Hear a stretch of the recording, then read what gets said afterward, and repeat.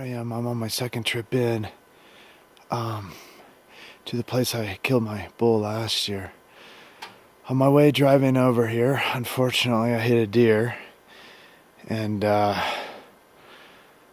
messed up my car and messed him up pretty bad as well. I'm getting a late start. I got my backpack on, realized I have no jet boil fuel, so I can't cook hot meals. That's kind of sucks. I'm cutting that leather off, and I'm gonna turn it into a finger tab. If that doesn't work, I gotta hike all the way a couple hours back out to the truck, which would suck. Okay, so that's what I came up with is I don't know if it's gonna work. So I've got a beer can that I cut the top off of, and I'll just try to boil some water in that. There's the finished product.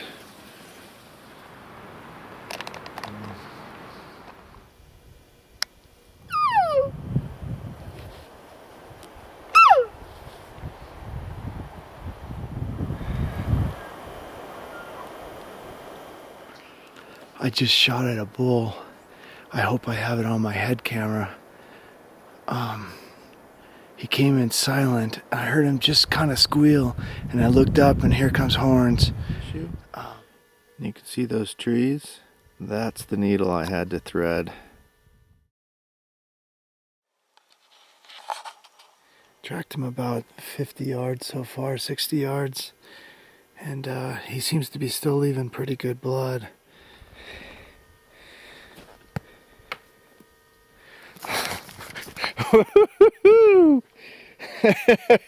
Dead bull. I was walking this way, and because I saw something on a tree over here, and like I turned around. I wish I had it on camera, but I turned around, and I'm what, 5-6 feet from this thing. It scared the crap out of me because I was looking the opposite direction, thinking he was still going. But all right, yeah, baby, nice 2013 bull. It looks like a pretty good one too. He's a satellite bull. He just came in silent. I wish I had it on film, man. I double punched my head cam. Just maybe 100, 200 yards up from me was a really nice mountain goat, just bedded down, probably watching me. The entrance wound is on this side. Got a meat cache behind me. Elk bugling, September 29th. 7th. 28th.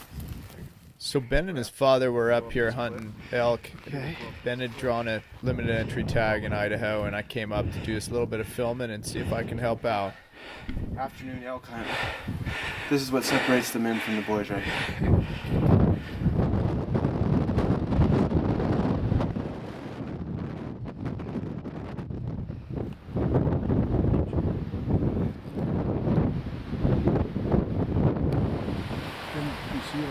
Yeah.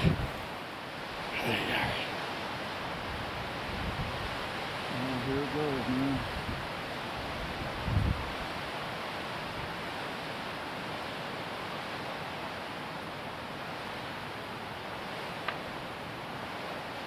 Missed.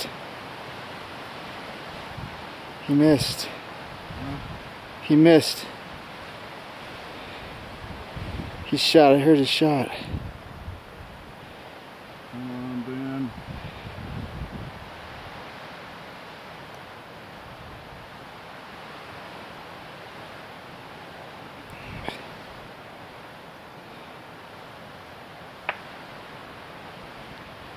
Missed again.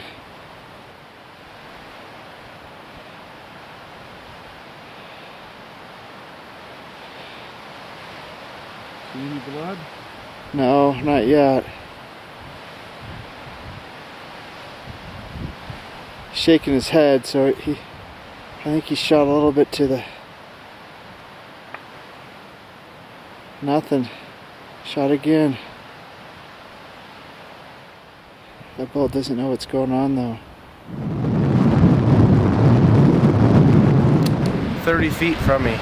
Downhill, easy shot, keeping, no powder going off. 3 times. Very, very, very upset. Should have brought my bow. What's your story there? Well, I cleaned my gun this morning, or this afternoon, because I want to make sure it was all good and ready. Primed the pump and everything. Oiled up, lubed up. But for some reason that wad was at the bottom of the charge before the powder. So when the cap was going off, Had a diaper in the way. had a cloth diaper in the way, Now we'd be all bloody if and we would have blood under our fingernails. But to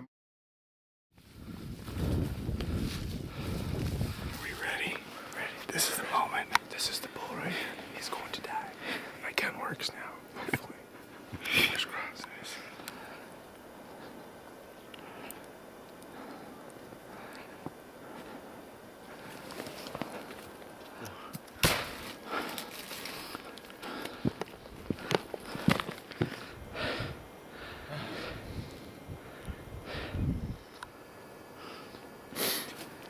Perfect shot.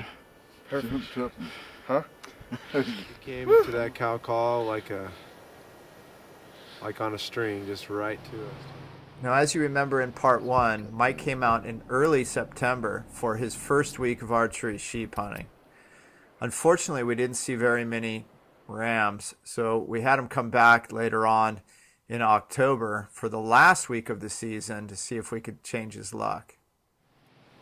Now, the second week started out much the same as the first. Lots of sightings of ewes and lambs and elk. But the good news is we were starting to see some small rams, which got us excited. Eventually, Mike is left with this dilemma. Does he take this small ram? I mean, we've had a hard hunt so far, and this thing gives him a perfect opportunity. He's got too thin of horns. I can't shoot him, Dan.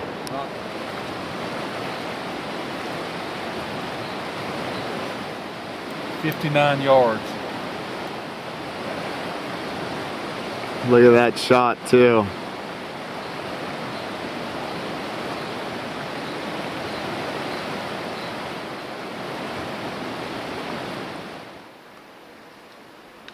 So I had him at 30, 40 yards across the canyon.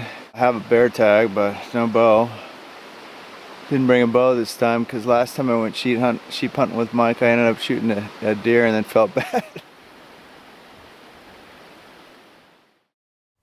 Eventually, we saw this nice ram, and we decided to go after him. He was showing some interest in the ewes as well. Now we're going after one. Hopefully, rendezvous within the next hour.